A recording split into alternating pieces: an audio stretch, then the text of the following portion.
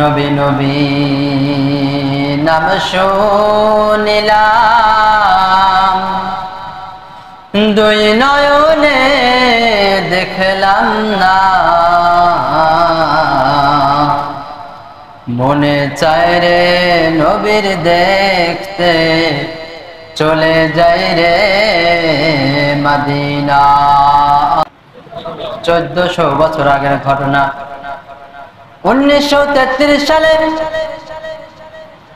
ইরাকের বাগদাদ দাজলা নদীর তীরে নবীর দুইজন সাহাবী, একজনের নাম হযরতে হুযায়ফা রাদিয়াল্লাহু তাআলা আনহু, নাম কি? হুযায়ফা রাদিয়াল্লাহু তাআলা আনহু। আর একজনের নাম হযরতে আব্দুল্লাহ আনসারী রাদিয়াল্লাহু তাআলা আনহু। দুইজনই নবীর সাহাবী। দুইজনই কি? নবীর সাহাবী। ঘটনাটা কোথায়? ইরাক। কোথায়? ইরাক। ঘটনাটা ইরাক। কত সালের ঘটনা? 1933 সাল। নবীর দুইজন সাহাবী ঘুমায় কোথায়? দাজলা নদীর তীরে। কোন নদীর তীর? দাজলা নদীর তীর। নবীর দুইজন সাহাবী ঘুমায় দাজলা নদীর তীরে। এই নদীর তীরে নবীর সাহাবী ঘুমায়। নদীর পানি ঢেউ হয় কি হয় না? হয়। অনেক সময় দেখা যায় নদীর এই ঢেউয়ে জায়গায় জায়গায় থেকে ভাঙন শুরু হয়। হয় কি হয় না? নদীর ঢেউ, এই পানির স্রোত, নদী ভাঙন শুরু হয়ে যায়। এইবার নবীর সাহাবী ঘুমায় নদীর পার, দাজলা নদীর পারে ঘুমায়। এই নবীর সাহাবীর কবরের ভিতরে পানি ঢুকে যায়। কি ঢুকে যায়? পানি ঢুকে যায়। আল্লাহি ওয়া বারাকাতুহু।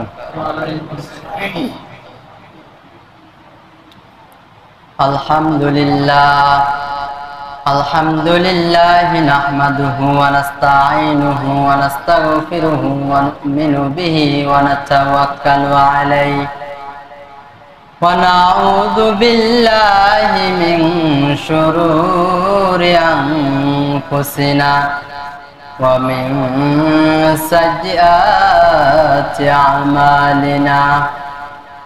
মান ইয়াহদিয়াল্লাহু ফালা মুদিল্লা লাহু ওয়া মান ইউদ্লিলহু ফালা হাদিয়া লাহু। ওয়া নাশহাদু আন লা ইলাহা ইল্লাল্লাহু ওয়াহদাহু লা শারীকা লাহু ওয়া আন্না মুহাম্মাদান আবদুহু ওয়া রাসূলুহু। ফাকাদ ক্বালা আল্লাহু তাআলা ফি কালামিহিল মাজিদ ওয়া ফি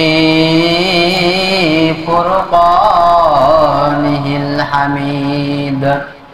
জবান ছেড়ে পড়ি আউযু বিল্লাহি মিনাশ শাইতানির রাজীম। বিসমিল্লাহির রাহমানির রাহিম।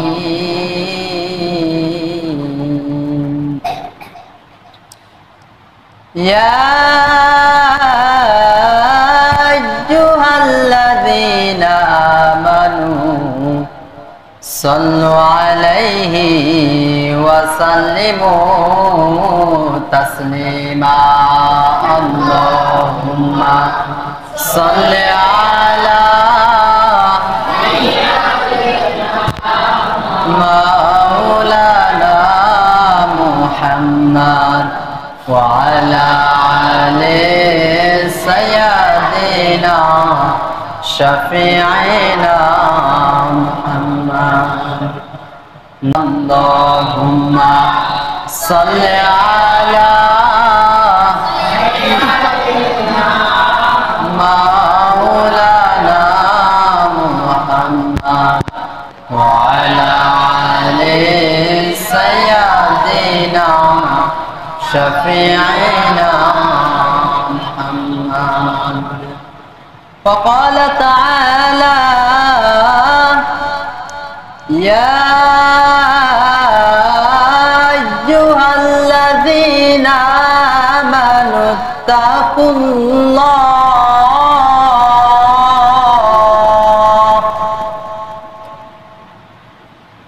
يا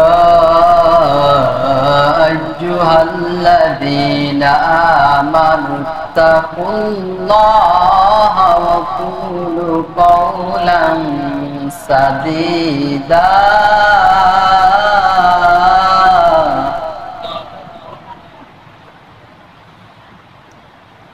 আলহামদুলিল্লাহ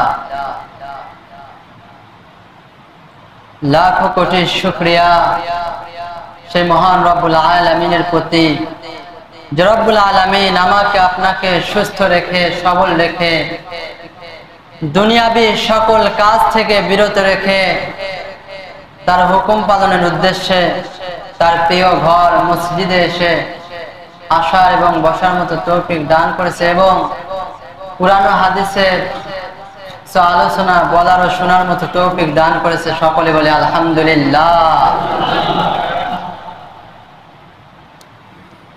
আজকের আলোচনার টপিক বিশ্বনবীর দুইজন সাহাবীকে নিয়ে। কয়জন? দুইজন। খেয়াল করে শুনতে হবে এবং বাস্তব জীবনে কিছু শিক্ষা নিতে হবে। ঘটনাটা 1933 কত? 1933 আজ থেকে প্রায় 1400 বছর আগের ঘটনা। কতশো বছর? তৎকালীন সময়ে ইরাকের বাদশা ছিল বাদশা ফয়সাল। নাম কি? উনি কি ছিলেন? বাদশা। ইরাকের বাদশা ছিল বাদশা ফয়সাল। পুরো ইরাকের দায়িত্ব তার। এইবার নবীর সাহাবী ঘুমায় দাজলা নদীর তীরে। নবীর ওই সাহাবীর কবরের ভিতরে পানি ঢুকে যায়। ওই নবীর সাহাবীর কবরের ভিতরে পানি ঢুকে যাওয়ার কারণে তার কবরটা ভেঙে যায়। এইবার নবীর সাহাবী ইরাকের বাদশা ফয়সালকে স্বপ্ন দেখায়, ও বাদশা ফয়সাল, আমি নবীর সাহাবী, আমি হযরতে হুযায়ফা রাদিয়াল্লাহু তাআলা আনহু। ও বাদশা ফয়সাল, আমি ঘুমিয়ে আছি দাজলা নদীর তীরে। এই নদীর পানি ঢেউে ঢেউে ঢেউে ঢেউে আমার কবরের ভিতরে ঢুকে যায়। আমার কবরের ভিতরে ঢুকে যাওয়ার কারণে আমার কবরটা ভেঙে যায়। ও বাদশা ফয়সাল, আমার তো বড় কষ্ট হয়। ও বাদশা ফয়সাল, এই নদীর পানি আমার কবরে ঢুকে যাওয়ার কারণে আমার তো বড় কষ্ট হয়, আমার তো বড় কষ্ট হয়। ও বাদশা ফয়সাল, আমার কবরটা স্যাঁতসেঁতে হয়ে গেছে। ও বাদশা ফয়সাল, আমার কবরটা একটু স্থানান্তর করার ব্যবস্থা করেন না। বলেন না আল্লাহু আকবার। বাদশা ফয়সালকে স্বপ্ন দেখায়, আমার কবরটা একটু স্থানান্তর করার ব্যবস্থা করেন না। প্রথম দিন বাদশা ফয়সাল স্বপ্ন দেখেন, রাত্র ঘুমন্ত অবস্থায় স্বপ্ন দেখলেন। সকালে উঠে বাদশা ফয়সাল দুনিয়াবি কাজে স্বপ্ন ভুলে গেলেন। কি হলো বলেন? স্বপ্ন ভুলে গেলেন। দুনিয়ার এত কাজ, এই কাজে বাদশা ফয়সাল স্বপ্নটা ভুলে গেলেন।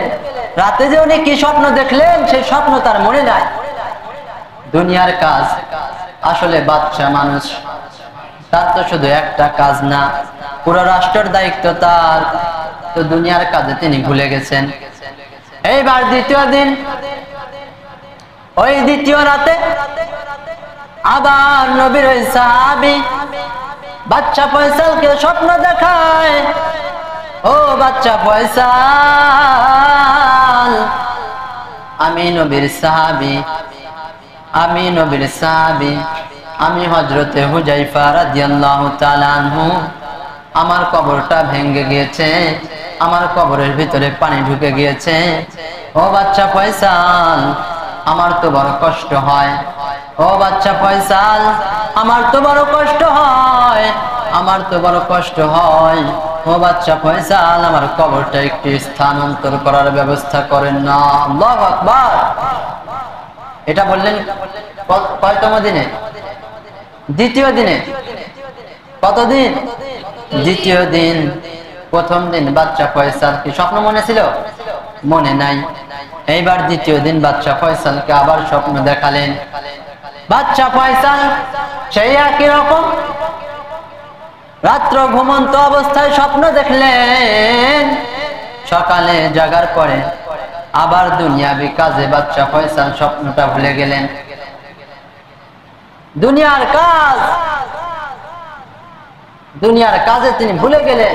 তার খেয়ালই নাই যে তিনি কি স্বপ্ন দেখেছে, তার কোনো খেয়াল নাই। এইবার তৃতীয় দিন আবারও বাচ্চা ফয়সালকে স্বপ্ন দেখান।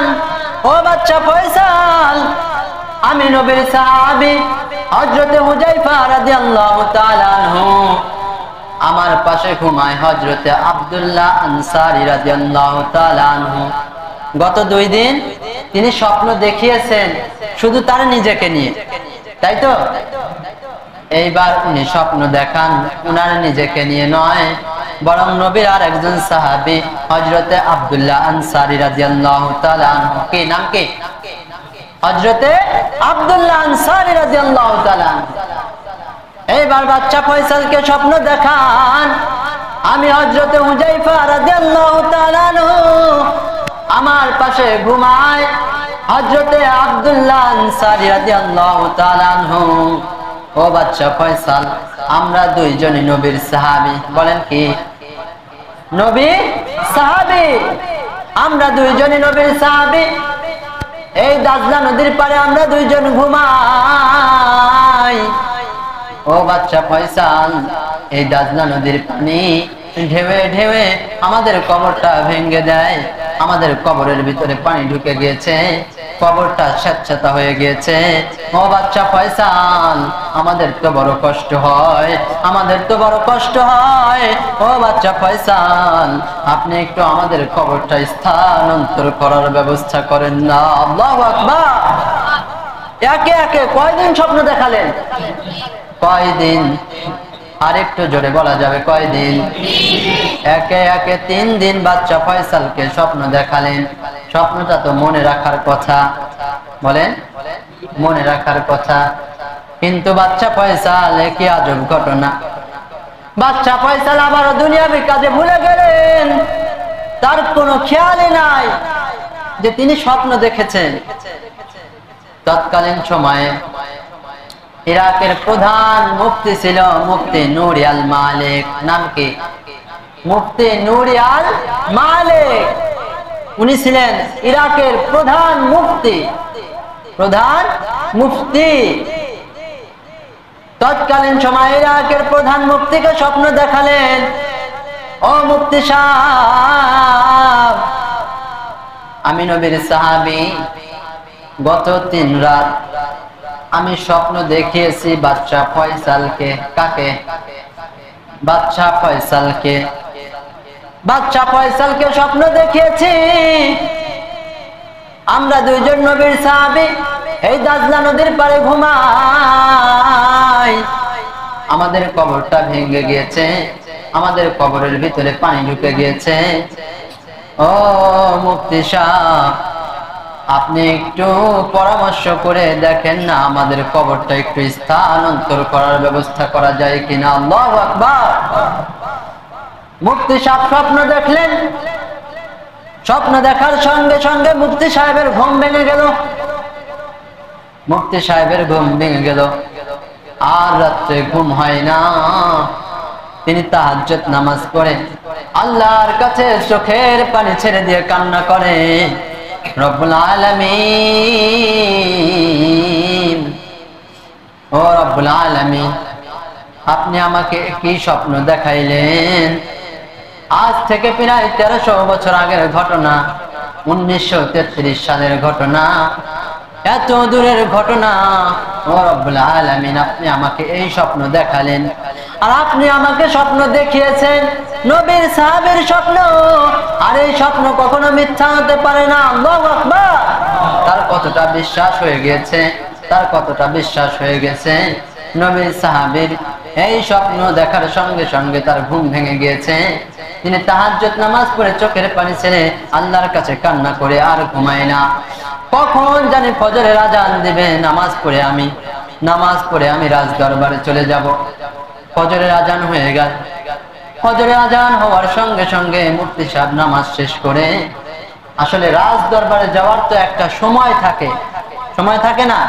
এই যে আপনারা নামাজ পড়তে এসেছেন, আসলে অপেক্ষা করতেছিলেন কখন যেন আজান হবে, তারপরে কি নামাজের জন্য মসজিদে যাবে। অপেক্ষায় ছিলেন আজান কখন হবে। আজান হওয়ার পরে আপনারা কি তৈরি হয়েছেন। তো রাজ দরবারে যাওয়ার জন্য একটা নির্ধারিত সময় থাকে, যে 8টা কি 9টা, এরকম একটা সময় থাকে যে সবাই এই সময়টা কাজ শেষ করে রাজ দরবারে এসে উপস্থিত হবে।